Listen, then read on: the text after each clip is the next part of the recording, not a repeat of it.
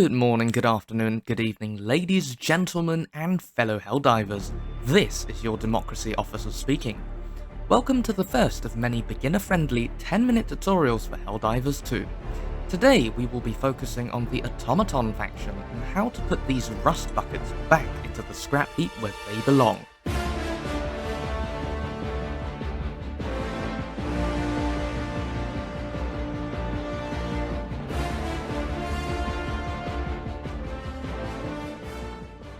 The video will be broken into 3 sections: equipment, stratagems, and lastly, playstyle. If you wish to jump to any one section, timestamps are available in the description below. Without further ado, let's dive straight into the action. When it comes to the bots, there are 2 traits which make them particularly potent: range and armor. So when selecting our primary weapon, it only makes sense to choose something which can take on both. As such, we will be looking for a ranged weapon with medium armor penetration. The following weapons on screen fit these criteria. I've also included the resources necessary to obtain these weapons, as well as the warbond they are located in.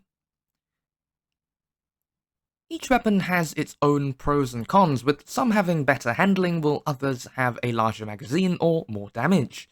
My personal favourites are the Plasma Purifier and the Explosive Crossbow for their high splash damage and easy handling.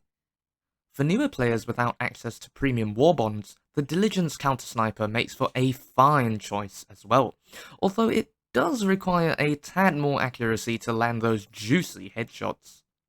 For our secondary, all pistols issued by the SEAF work decently well, but I highly recommend getting the P4 Senator for its heavy armor penetration, good damage, and because who doesn't love a big iron on his hip?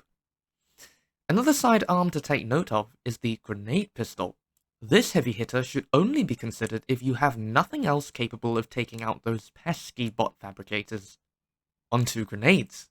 There are 2 primary considerations when choosing a grenade: utility or damage.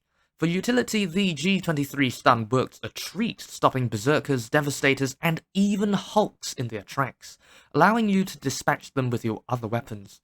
As for damage, the G16 impact is great for clearing out hordes of bots on your heels, while the G123 thermite is your one-stop shop to destroy the heavies. Stick one of these to a hulk or a tank and watch the fireworks happen. Lastly, we have our body armor. A Helldiver's armor is not merely just a statement of liberty, but also crucial in keeping you alive and kicking on the battlefield. With sufficient expertise, every armor set is viable, but for beginners, it is advisable to don medium armor with the following traits. Democracy Protects grants you a full 50% chance of surviving a lethal hit, essentially allowing you to wager with death. Extra padding is great for increased survivability. And Fortified helps cushion against those random rockets zipping across the map.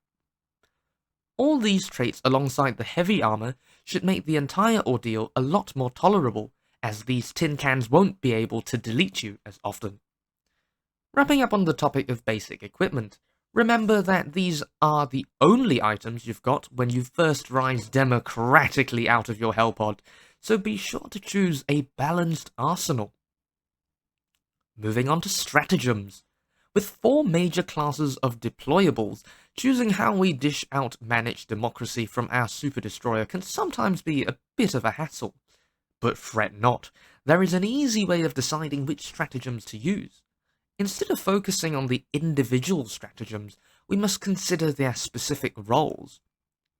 We're going to need at least 1 swarm clear and 1 heavy killer, with options for a defensive stratagem or a base wrecker stratagem, as I like to call them. For the swarm clear, we've got a wide assortment of eagles and barrages that fit the bill. Eagle airstrikes, strafing runs, 120mm orbital all have relatively low cooldowns and are capable of dealing with a bot drop or 2 in a pinch. If you prefer a more hands-on approach, the autocannon's new flak mode and grenade launcher also work a treat. Personally, I like to bring the Napalm Barrage as it consistently decimates all small and medium troops in a bot drop, leaving only the heavies behind. For the heavy killer, the good old up, right, down, down, down will always be a reliable choice, with the rail cannon, strike, and orbital precision strike as good alternatives.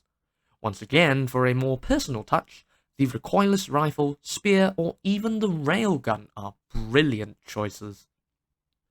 With those two necessities out of the way, the rest is up to you, Helldiver. If you're fed up with getting blasted by the bots, pick up a shield generator backpack or a ballistic shield, and for the more defensive missions, the shield generator relay is a great way to protect you and your friends from the hail of bullets and rockets.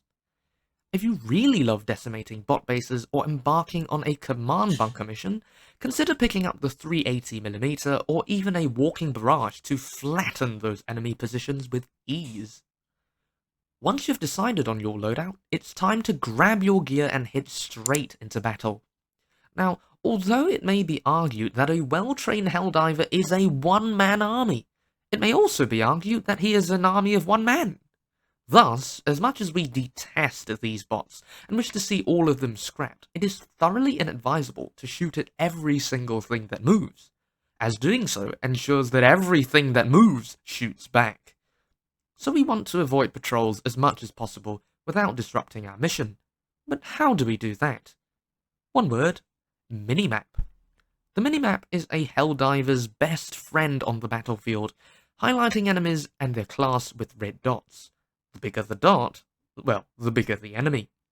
Keep checking the minimap every now and then to keep abreast of enemy patrols and to avoid those mechanical monsters calling in their dropships.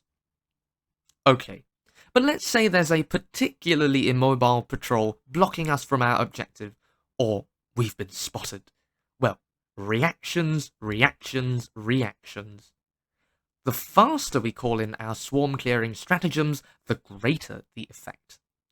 A bot drop takes between 5 to 10 seconds to arrive, and a 120mm orbital takes 6 seconds to be called in. Longer if there is complex stratagem plotting. Call it in quick, and you might even strike down one of the dropships. Call it in slow, and the enemies would have wandered out of the barrage's radius. Practice and remember your stratagem codes to ensure the swift administration of managed democracy. Once you are familiar with the optimal reactions to certain situations, missions will rapidly go from chess to checkers. Bot drops, barrage, enemy patrol, eagle, tank, thermite, and find cover, strider, orbital rail cannon, 500kg, or a spear. Trust your instincts and victory will follow. One final tip before you're back on the front line, soldier. Bot reinforcements are limited and there will be a minimum time interval between their drops. So, if you are heading in one direction, simply tickle some bots in the opposite direction to dupe these dumb rust buckets into calling a drop at the wrong location, giving you more time to do the objective. Best of luck, Helldiver, and may Liber-Tea guide your swift extraction.